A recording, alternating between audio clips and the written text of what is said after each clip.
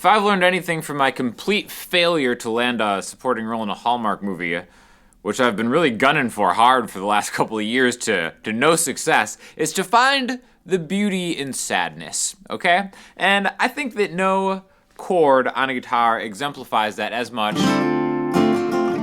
as a minor 7 chord, specifically rooted on the A string. I did a YouTube short on just how you can combine different hammer-ons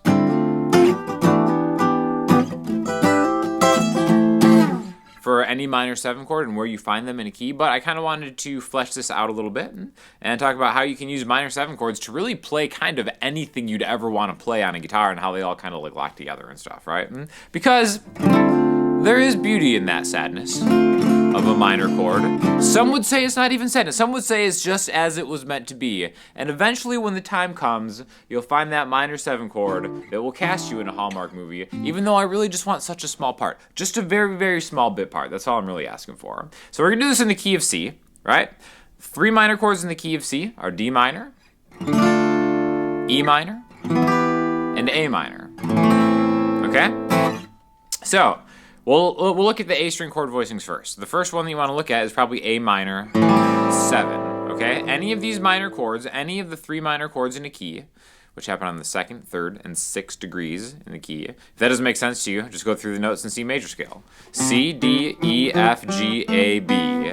C, D, E, 2 and 3, F, G, A, 6, okay? So, A minor is that first, the 6th chord, but the first one we're going to talk about right here. So open A, 2D, 2G, 1B. Take your ring finger off to turn that open G string into a note in the chord. And again, we're adding a G note, and G is the 7th note away from A, B, C, D, E, F, G, thus making it an A minor 7, okay?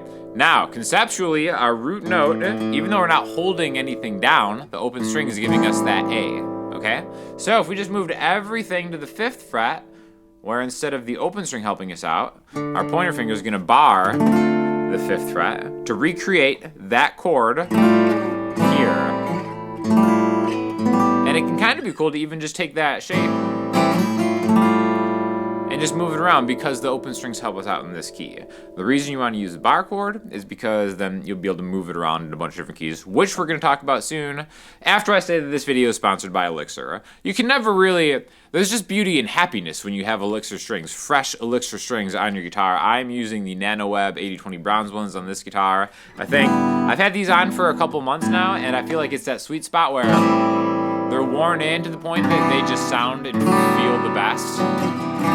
Come on, get yourself some Elixir strings, affiliate link in the description, right? So there's our first chord, A minor. We're gonna take this to the bar chord, D minor 7, okay? So pay attention to the distance, the interval between A and D. You can think of it as frets, just go 5 frets higher. 1, 2, 3, 4, 5. All right, and then the next one would be E minor. We're gonna play this one right here. Same thing, right? Sounds cool if you get that low E string too, especially for that one. Now, again, that's just 2 frets higher than that. So we have A minor, which is the relative minor, if you're into that kind of thing, the relative minor game. There's that 5 frets higher. You're gonna find the 2 chord in a key, and then 2 frets higher than that would be the 3 chord. Again, the 2 chord in the key of C, C, D, D minor. The 3 chord right after D is E minor. All right. So in that short that I was talking about, I said that anytime you do this, it sounds better if you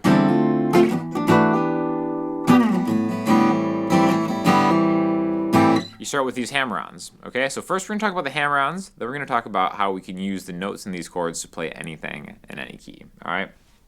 Easiest way to do it is just take that A minor 7 chord like that, play the strings that open, and then hammer on, okay? So it's a very quick move where you strike the strings and then bring your middle finger and pointer finger down at the same time.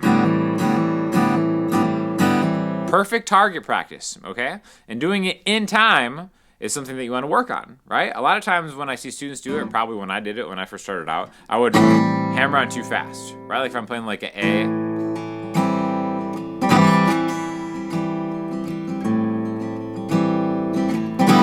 it's too fast. Let it breathe, let it develop. 1, 2, 3, 4, 5, 6. 1, 2, 3, 4, 5, and 6, and 1, 2, 3, 4, 5. You almost play like it's a note, right?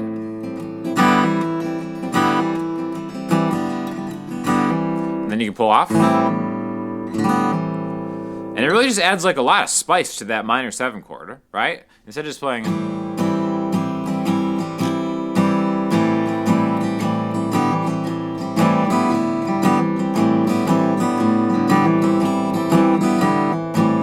Sounds like you're playing a bunch of different chords maybe, right? Now again, once you have that down, try to do it with the bar chord. Right? It's just we start with that bar. You don't even have to get perfect tone through all of the strings. Obviously it helps, but you know, if you're having a hard time with that B string, you can still get it on there, right? Great practice. Really pay attention to where your thumb is through the neck. So it's like really lined up with your pointer finger. You want it to be the same thing. So you're holding your pointer finger and thumb, pinching that neck, getting tone, and then bringing those fingers down. And again, it's the same thing as this. Maybe what you want to do for the A minor is practice with your ring finger and your middle finger here. Even though it's easier like this, doing it like this is going to be more how you're going to do it when you bar it, right? So again, 5th fret, A string through B string. You can get all 5, all 6 if you want. But then, like that, strike the string, come on down, middle finger and ring finger. Okay? Same thing with the E minor. So A minor, D minor, E minor.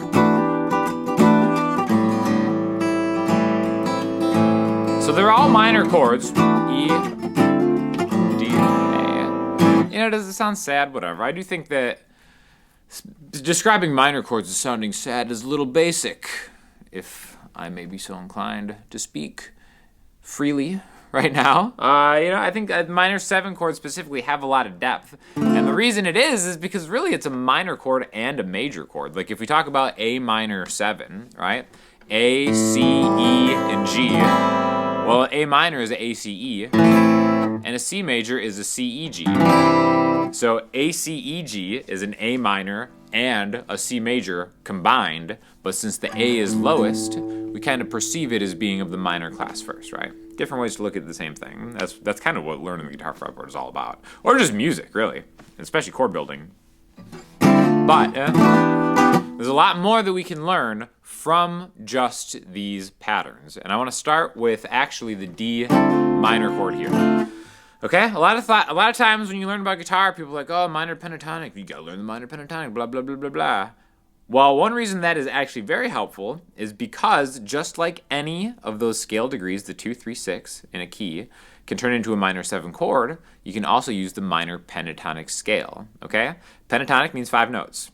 There are 7 different notes in the full major scale, the full minor scale. So 5 of those notes will overlap between these scale degrees, starting in the 2nd, 3rd, and 6th. So all that means is if we have your tried and true minor pentatonic shape, 5, 8, 5, 7, 5, 7 for D, this would be D minor pentatonic. You could do that same thing on the E note. And we're gonna stay in this key. Even though you can think of these as different scales, they're the same scale when you look at the notes, right?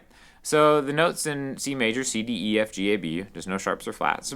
D, F, G, A, C, right? No sharps or flats in that one. If we go from an E, E, G, A, B, D, right? No sharps or flats in that one. We can go on A, C, D, E, G. So even though we're thinking 3 different minor pentatonic scales or shapes, they still come together to give you all the notes in the C major scale or A minor scale, right? Because remember, if we do the A minor scale, A, B, C, D, E, F, G, A, the notes that we miss out in A minor pentatonic, we skip over the B and the F. Okay? Now, when we do the D minor pentatonic, like D, F. We're adding the F into that shape. When we do E, E, G, A, B, we're adding the B. So that's why learning these together is super, super helpful.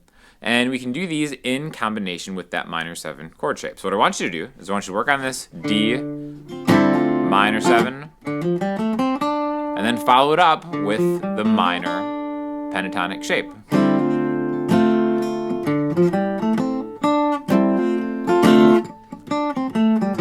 Same with E.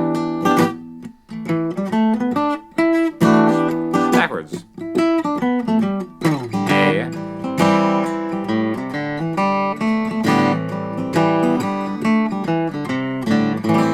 Okay, great way to practice. Now, what I think is the best thing that helped me out with my own soloing and maybe adding flavor to my chords and stuff like that is actually taking the B string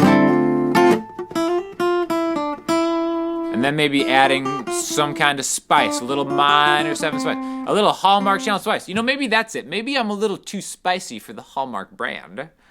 I think I just put this together. Now I know why I haven't gotten any callbacks. Is there a slightly spicier version of the Hallmark Channel that isn't quite to like Cinemax, but is still a little too edgy for like the Disney Plus crowd? Maybe that's where I need to be. Please, guys, help me out. Help me crowdsource this, please. I'm begging for your help. I'm giving you these fire minor 7. I'm hooking you up with the best sponsors, Elixir, the finest in all strings. The least you guys could do is help me out with this small Hallmark roll, right? So if we go to the B string from here, right, that hammer-on is really just an E note to an F note. So let's maybe continue just one note higher, E, F, G. Going from the 5th fret to the 6th fret to the 8th fret. We're still staying in the key, but maybe instead of thinking about playing a scale behind this, we're inflecting the chord. And then kind of just dress it up a little bit. D minor. Right? And they go really well together. And then the nice thing about knowing the notes on the B string is you can back out of that minor pentatonic scale. Right?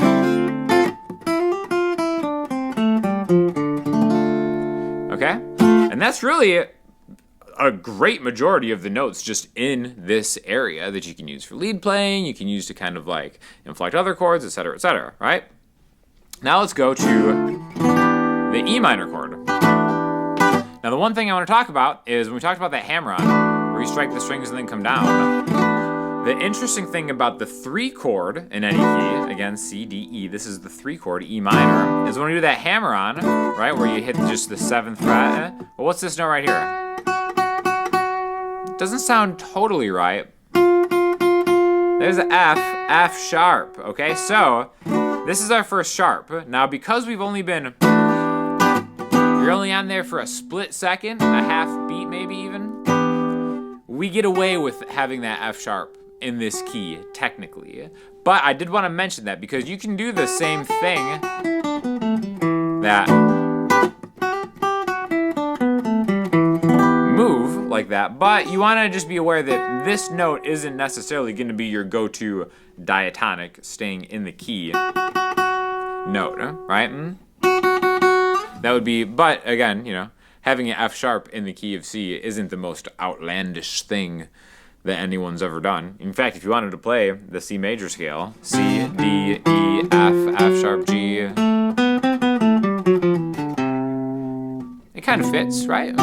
Because F sharp is in the key of G, the people's key. C major is like the most common thing. When the people come together with just basic C major music, that's sometimes where the magic can happen. You know what I mean? So, we can do that same thing on E minor, and then the same thing on A minor. B, C, D, C, B, backwards through the scale, right? And then again, I'm inflecting it.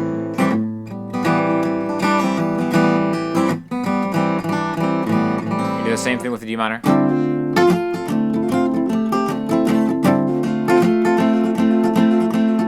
I'm just hammering on in the bar chord. And again, that takes a little bit of strength to get through that. But you'll get it as long as you remember that pro tip. Get your thumb right behind it, right where you want to make that pinch point to really get the most out of that tone. And then same thing on the E minor, okay? And then eventually all this stuff will come together and you'll be like, all right, cool. E minor, what's going on here? I know that there's an E or open E. I can use minor pentatonic. And then down here is the same thing. D, right here. A. You can even combine from D. And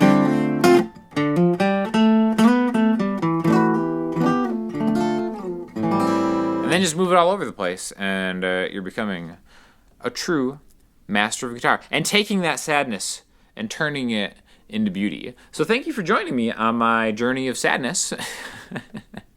Maybe that's like the new name of the channel. Sean Daniels' Journey of Sadness. Come along, guys. It'll be a fun ride. Thank you again to Elixir Strings. I just knocked the thing under the couch, but I was able to take it and put it upside down. Thank you, Elixir Strings, for sponsoring this video. Affiliate link in the description. If you have any questions or comments, hit me in the comment section, Instagram, Twitter, the website. I'll talk to you all soon. Thanks a lot.